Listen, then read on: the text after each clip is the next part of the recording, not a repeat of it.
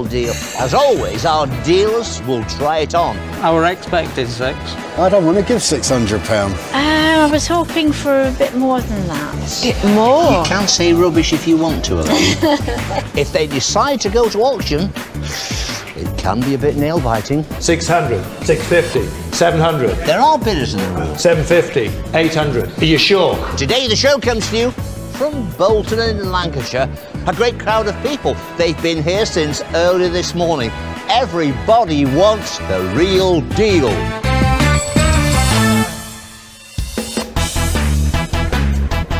Craig, hello, I'm James. Sitting down first with James Late is Craig.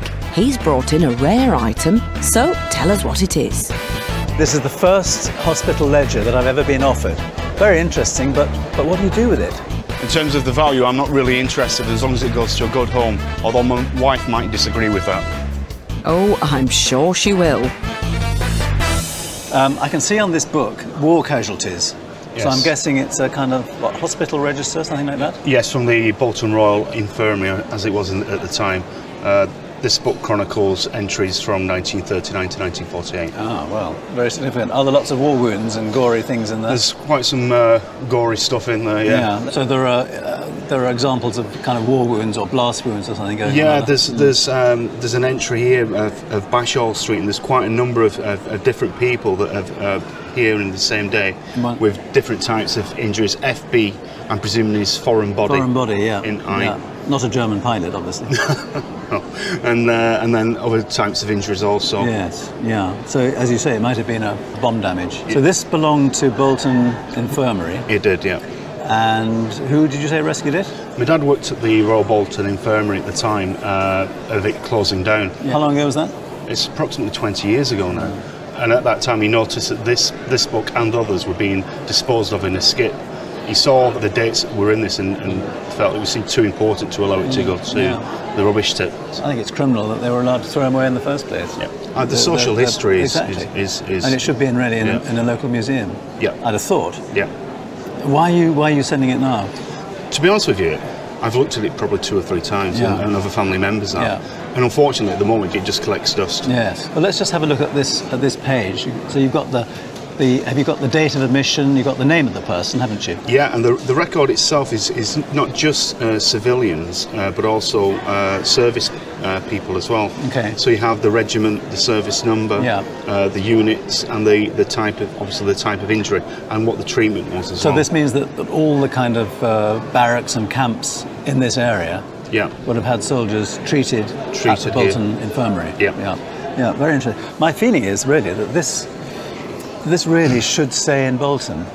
I mean, is there a museum in Bolton? There is, a very good museum in Bolton. Have you offered it to them? I haven't yet, no. Again, it's one of those things where we've thought and considered what we can do with it, and it's just stayed in the cupboard. Yes, yeah. I'll make you an offer. Okay.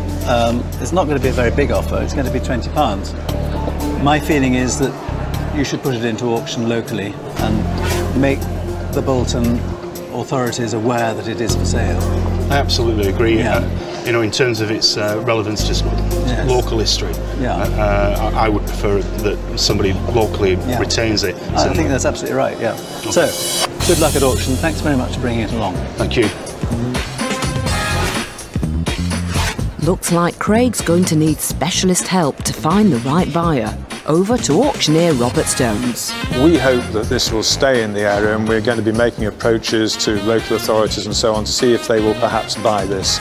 I think it would be a tragedy if it fell into the hands of somebody that lives away from the area. £320 and all finishing done. 320. OK, we're here at the sale room. It's on a gamble now. Is it going to do any more? The reserve is £30. Is it going to bring 30 quid?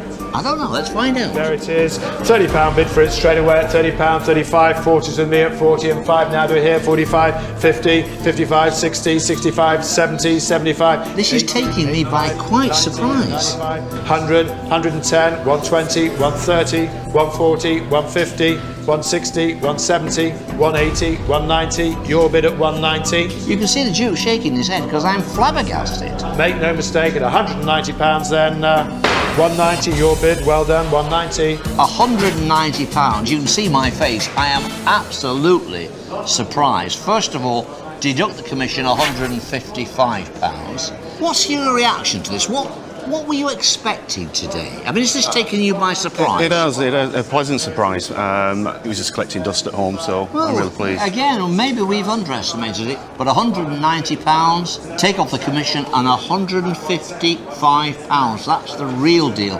And it just shows you, you just never know, in the back of a cupboard, in a shelf, what something is really worth.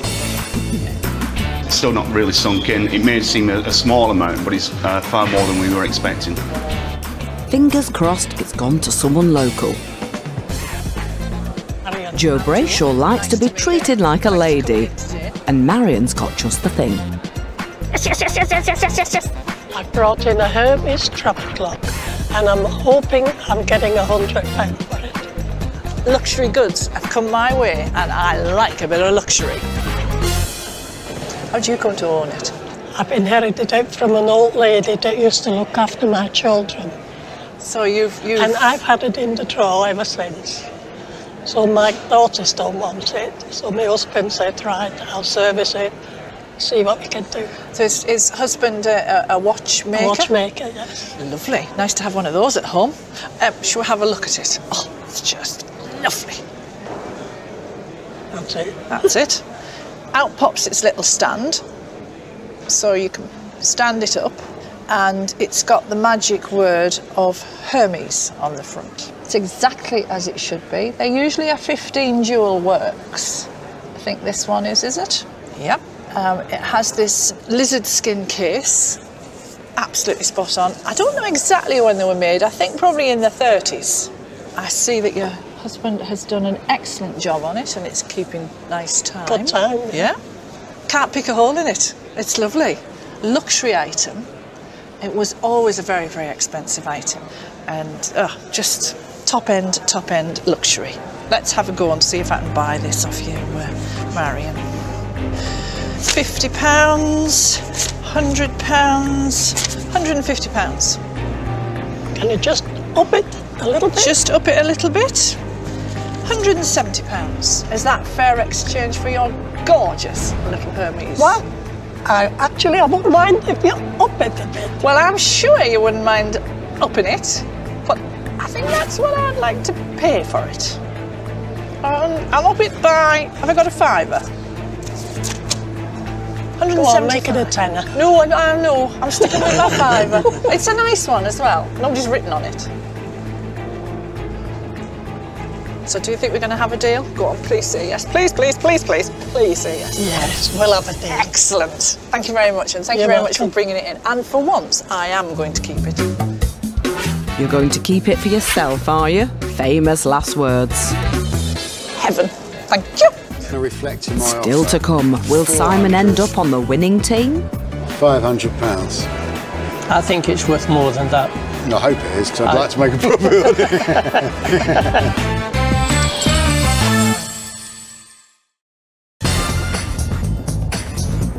Welcome back to Dickinson's Real Deal from the home of Bolton Wanderers Football Club. Next up, Elaine's brought in something shiny for Cheryl Hakeney, and she'd like a pretty penny for it. It's a silver compote dish. I'd like to get about £150. It's in fantastic condition, just how I like to buy something. Where did you get it from? It was inherited from my mother-in-law. So why have you brought it along today? It's just that we seem to have a lot of these kind of things in the house, and I was just trying to pare it all down a little bit. It takes a lot of cleaning as well, doesn't well, yes, that's probably silver. Well, it's definitely been well looked after. I think she did use it for fruit occasionally, but she always sort of put a doily in underneath. It does mark, the fruit does mark. Yes. It. Well, it probably had a glass liner to this, either like a bright sort of blue liner. Sometimes they were cranberry or just a clear glass liner. I know what you mean. That would protect the silver from the acid in the fruit and marking it, like you said. But it's a lovely piece of silver. It's very elegant. I'm just going to turn it upside down just to look for some marks. So here we've got the Walker and Hall mark. Yes. A very, very well-known company from Sheffield. You get collectors just of Walker and Hall silver. Say a good sign of quality. And I've got the silver mark and the letter, so it's 1917. This had been a gift to your mother-in-law? She would have only been very young in 1917, so I should imagine or it was maybe perhaps even passed her down mother's. to her or something. But this is in fantastic condition. All this piercing work all around here. That's really, really nice. So, we better get some cash out and see if we can buy it. That would be nice. So, £50. No? No. £70. No? £90? No. No. £100? Not really. I was hoping for a bit more than that. You're hoping for a bit more? 110? Is that a bit more? I was hoping for a bit more than that. A bit more? You can say rubbish if you want to. 100 to 150, 150 to 180. I can tell you the precious metal, the weight in value for scrap, and I'm not advocating that, is £132. 110 is a lowish offer, but it's an offer in cash. Another 20 quid would be realistic, and that would be worth considering. Right. Well, I'm going to follow David, and I'm going to put the 20 down. So there's £130 in cash. Yes, that's better. I'm delighted. Thank you very much, Cheryl. Thank you very much. After speaking to David, I thought £130 was a fair price. I love it. Really pleased I'm taking that home today. There's always a silver lining, Cheryl. Over at the auction, it looks like David's got his hands on something he loves too. What I found today are 3 limited edition prints. As far as I'm concerned, they're iconic. They're my childhood. I'm a Manchester boy from Stockport, Cheadle Heath, and all these images, they mean something to me. Over there, of course, you've got the centre of Manchester, the Exchange Station, in the manner of course, the great L.S. Lowry. This is Arthur Delaney, a local Manchester man. That, for me, tells the story of the trams. I used to go to the school on the trams, Penny Halfpenny, rattling along, the noise on those tram lines. Here, the Ardwick Hippodrome is still there. It's a rock venue today, of course, for concerts. And then, of course, almighty Blackpool. In the days when I was a lad, it was a family resort. It was absolutely marvellous. I remember my first bathing suit. Nanny knitted it out of wool. It got all saggy when I went in the water. But anyway, great times. 3 limited edition prints, 50 to 70 quid, by gum lad, the cheapest chips. You need to get on board. Great find. Let's see who snaps them up. Limited edition prints, absolutely super lot here. Northwest Regional Art, of course. £40 a bid for this lot at 40 and 5 is an hour. £40 only at 40 and 5 is there. 45 quid for 3 signed limited editions by Arthur Delaney. At 45 bid at 45, 50 do I hear. At £45 at £45, 50 I have you at £50 a bid. It is still no money. At 50 the bid's there at 50 and 5 now do I hear. At £50 bid's there at 50, gonna be sold at £50 then. At 50 with you, £50. Okay, £50, 3 signed limited editions. Now that's what the Duke calls a bargain. They're gorgeous. Back in the den, Kenneth's getting set to tackle Simon Schneider.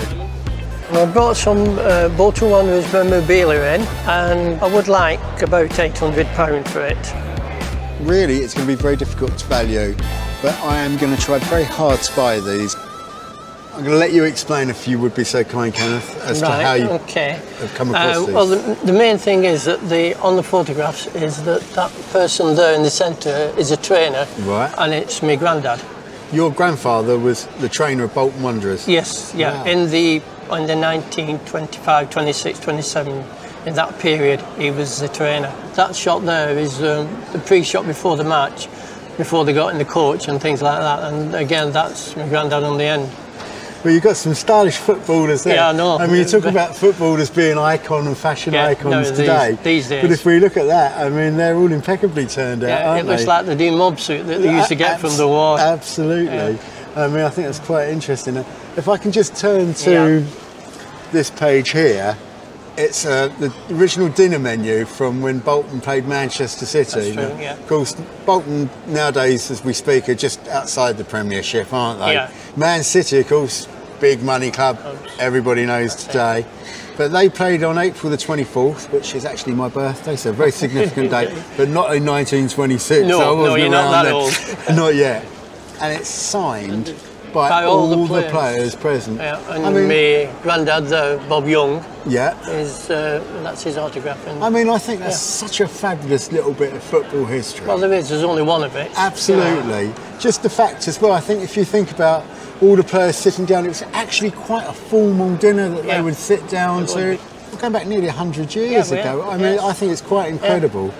You've also got the autograph book. Yeah, that was my mother's.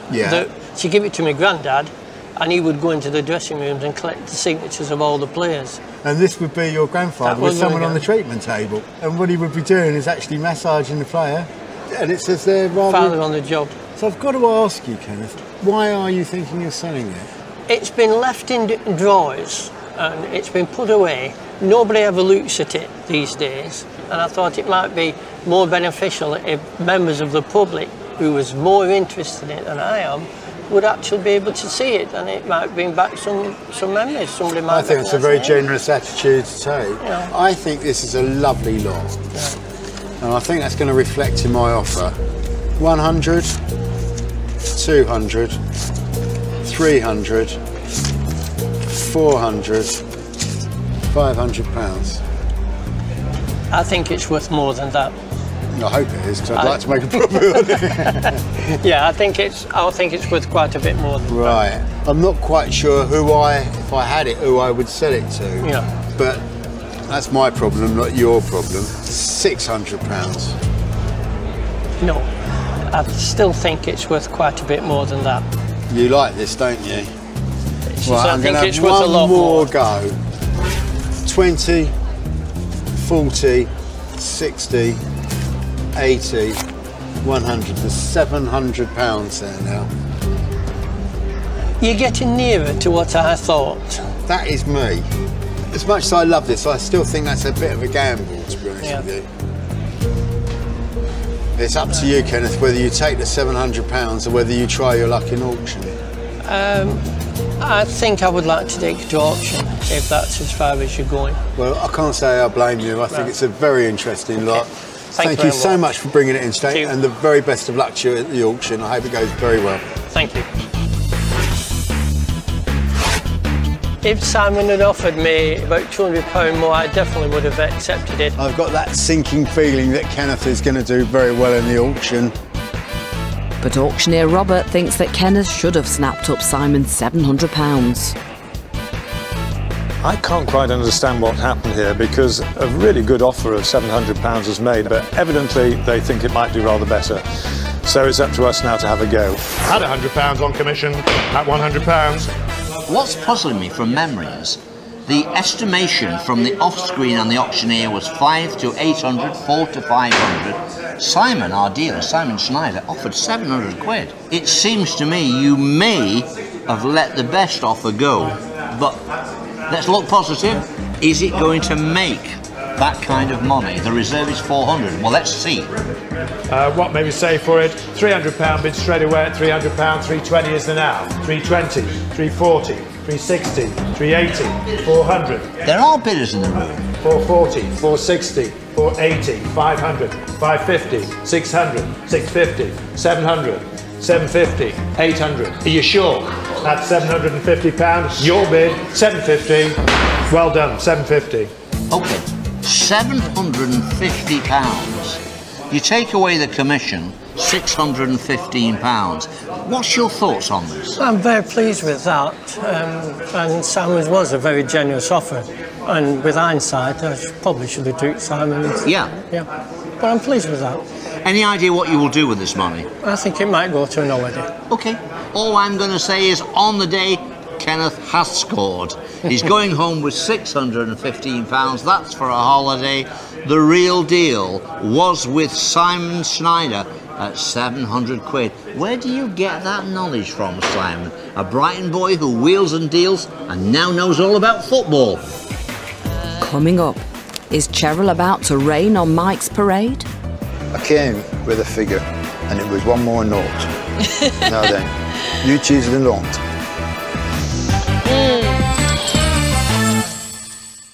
Welcome back to Dickinson's Real Deal.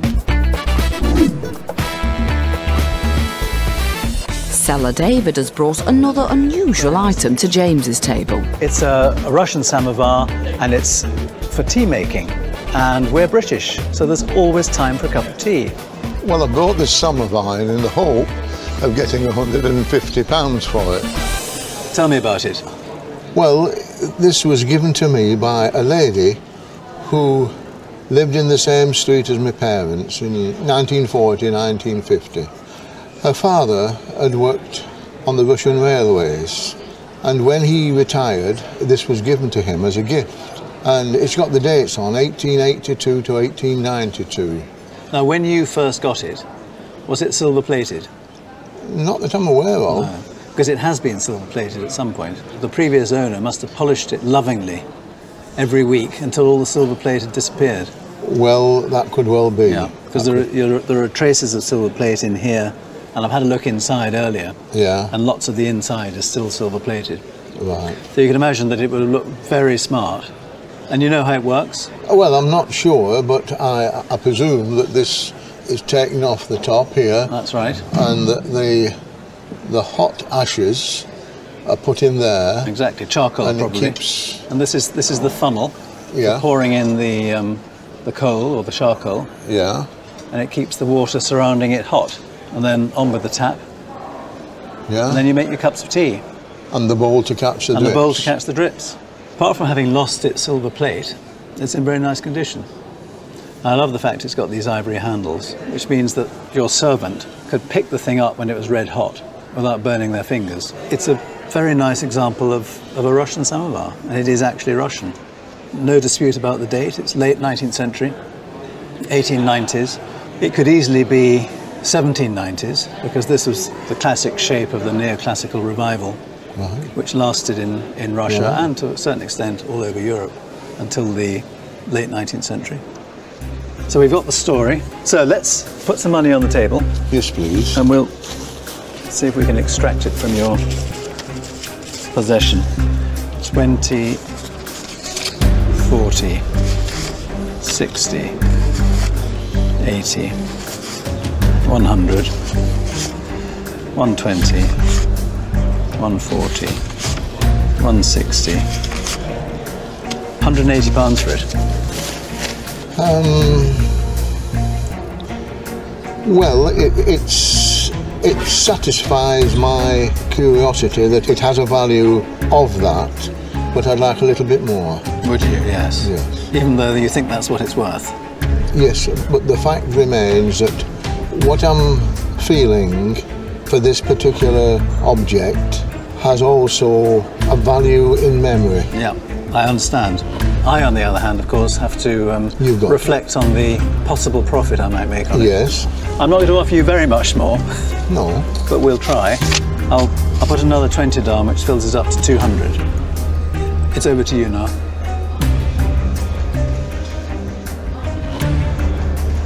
I think that's a very fair offer, and I'm prepared to accept. You are. Thank you very much for bringing it along. And thank you for your time. I would have given a bit more if he'd pushed me, and he would have taken a bit less if I hadn't pushed so much.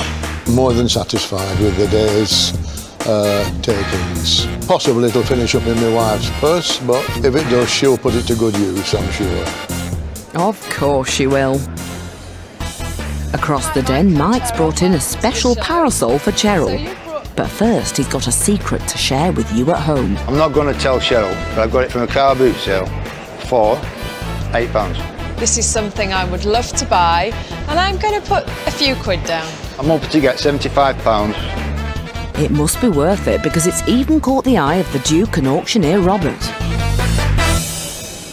Do you know anything about it? I know it's very old. 1892 is the silver on it, and the large stone in the top is tiger's eye. And the material is French. It's Lyon in France. So you've done a bit of homework. I've done a bit of homework on it, yeah. How did you come to own it? Car boot sale.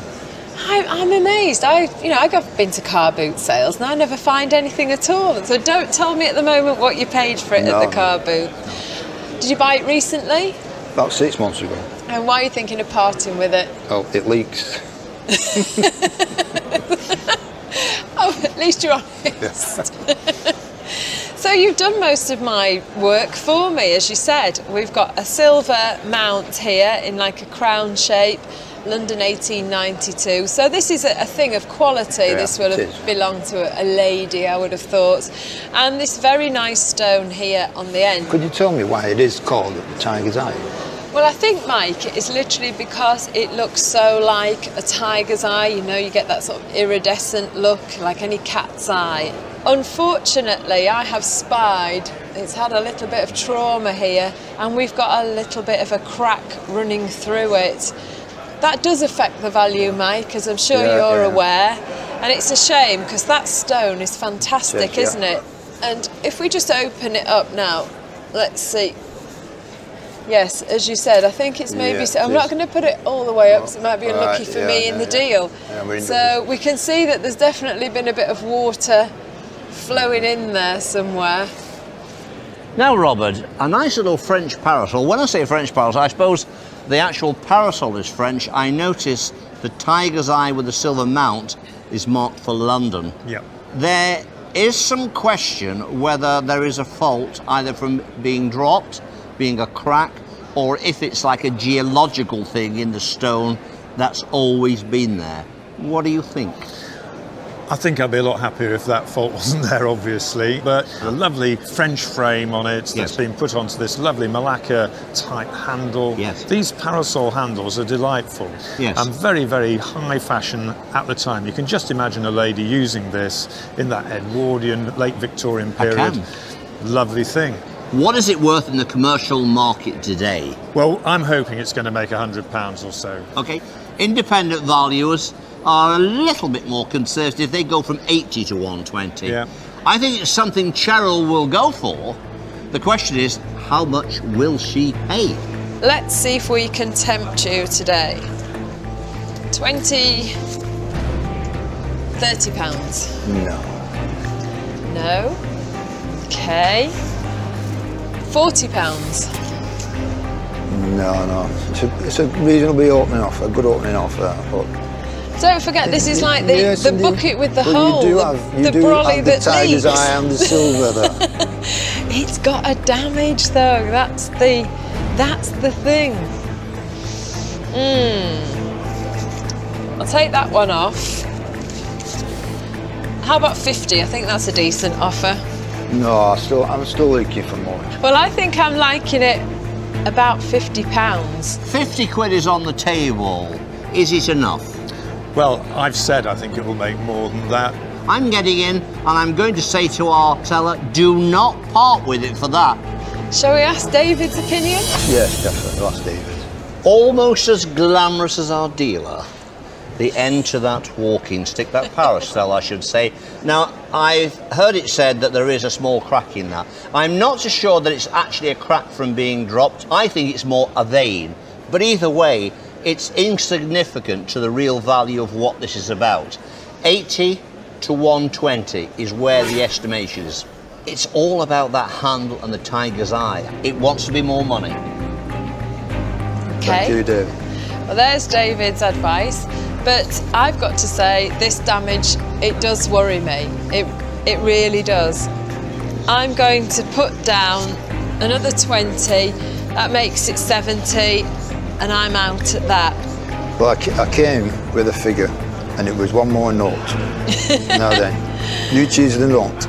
No, that's it, I'm out. I would give you 120, 150, even a bit more if that crack wasn't there. And you wouldn't go another £5 on that? No, I'm sticking to it. I think that's a good bid. It's a bit more than I really wanted to give, but it's your choice. You're not willing to put another £5 on the table?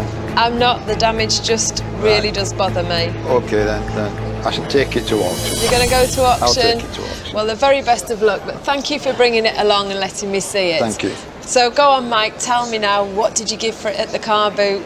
£8. Oh, wow, well, you're going to be well ahead. Right, thank you. I was disappointed that Mike decided to go to auction just for that £5. I'm confident at auction I could get £90 to £95 after the deductions. Sounds ambitious. Then, your bid, £70. Mike can't make it to the auction, so I'm looking after his interest. The independent value was, say, 80 to 120. The reserve now is £100. It's coming up now. Let's see what it brings. £80 a bid straight away. Straight in at 80.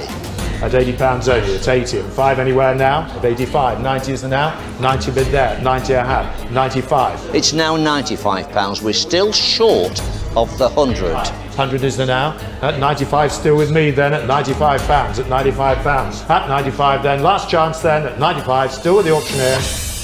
Afraid that's unsold. OK, he got up to £95 in the sale room. The reserve was 100. They couldn't find that £100 elusive buyer. It was close. It should have made the 100 and a little bit more. But on the day, no excuses, the real deal goes back to Cheryl Hackney at £70.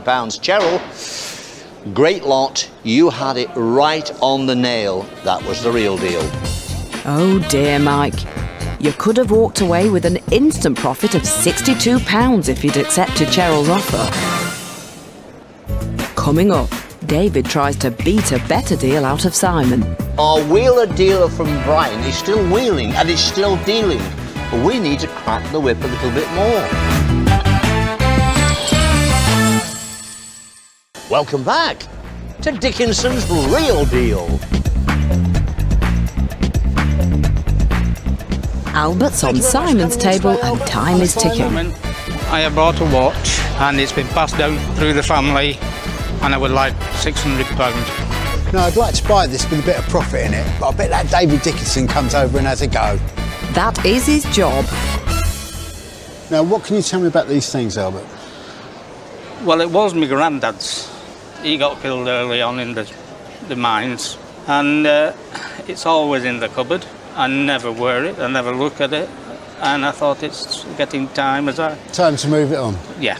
Right. Well, it's quite interesting you should say that story about the generations, because what we've actually got here is an Albert chain. Now, you know what the Albert chain is. It was worn on the waistcoat. That's right. When the gentleman used to wear the waistcoat with the suit, they'd have the pocket watch in the little pocket here. That's right. But the Albert chain and the Sovereign both predate the pocket watch. Right. Because the Albert chain is probably about 1890, something like that. Yes. Whereas the pocket watch is what we call a cylinder watch. Now, I know that because it's got the winder on the top.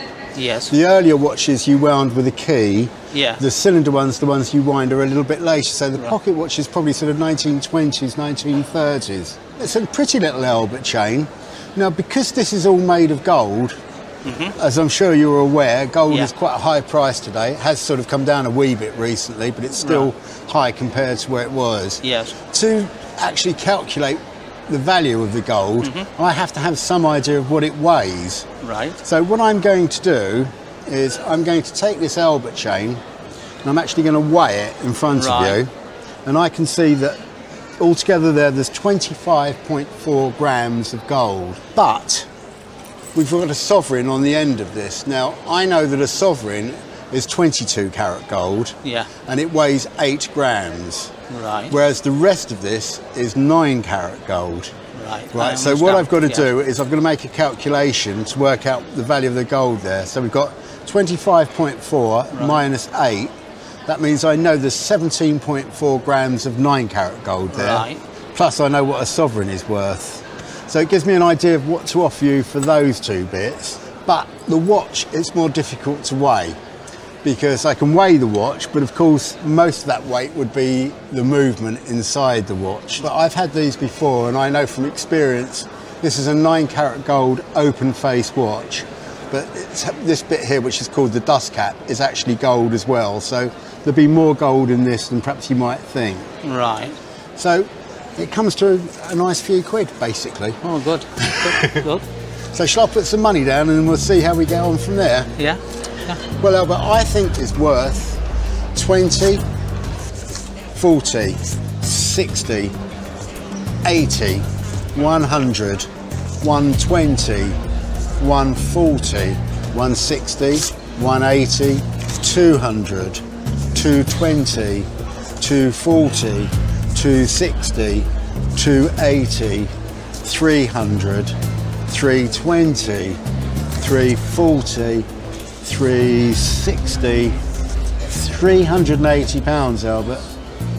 I was expecting a bit more than that, actually. You're expecting a bit more? Well, quite a bit more, really. Quite a bit more? Well, fair bit more. Well, let's see if we can squeeze out a little bit more. 380, £420. No. Albert, should we see what David thinks about your watch and chain? Yes, I wouldn't mind doing that.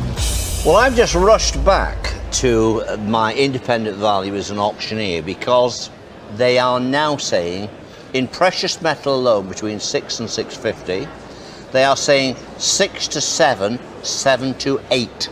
So on that, I'm going to say a little bit on the low side still. Is the watch a goer? It is going, but unfortunately I do find it hard to sell these watches. Are we saying it's then a scrapper? I'm saying it's recyclable. Okay. Okay. Right. So I'm going to say a little bit too low at the moment, but this guy is a negotiator. Yes. One of the best. Beyond your mark, sir. Right, thank you. Thank you, David.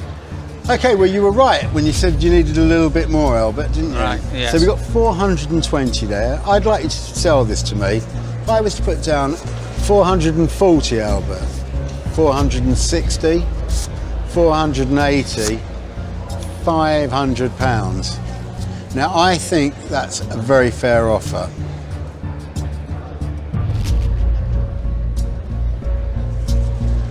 £520. Before you say anything, just let me point out to you, Albert, that to get £520 clear at the auction, this has got to sell for at least 600. Now, I'm not sure it'll make £600 in auction. Now, David's going to come over and tell you how right I am. Well, I'm going to say this. I hear what Simon's saying, but I look at that and think it's got to be worth 600 quid's worth of anyone's money. It's 520, look, 540. He's been a bit tough with us, isn't he? I honestly think, David, I'm not just doing this to be mean, I honestly think they're overestimating the amount of gold. I've had so many of these recently, and I know there's normally like 25, 28 grams, which is about 300 quid. I think there's about £600 there. Well, there's 330 quid's worth in there. He's got to make a profit. If he gives you 600, he's still safe. He gets 50, but he's entitled to that. Yeah, yeah. Don't be mean. Get the other few quid in for 600. I don't want to give £600. I'm going to go once more. £560, Albert. Our expected 6. I'd accept 580. £580. Can we shake hands and have a deal? I think we can, yes. Thank you very much. Right. You put up a good battle, sir. Thank you. Thank you very much for coming in today. I was very pleased, and it's Amy going to auction, you know, and I don't think I'd do any better. I knew that David Dickinson would cost me more money. Why can't he go and talk to one of the other dealers? Because you're a crafty fox, Simon, that's why. Have all our dealers been as cunning? Let's find out. Hello, Cheryl. Pleased to meet you. Cheryl couldn't wait to get her hands on the family silver, snapping up Elaine's early 20th century comport for £130.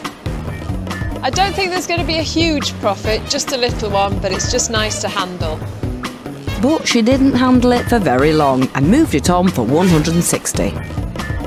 Simon thought Albert had a dodgy ticker and didn't want to pay much for his granddad's 1920s watch. Are we saying it's then a scrapper? I'm saying it's recyclable. But he eventually stumped up 580 quid and found it a new home, pocketing a tidy profit. It's not often we see Jo begging. Please, please, please, please, please say yes. But she just couldn't leave without the stylish 1930s Hermes travel clock. For once, I am going to keep it. She didn't keep it, but sold it on, making £60.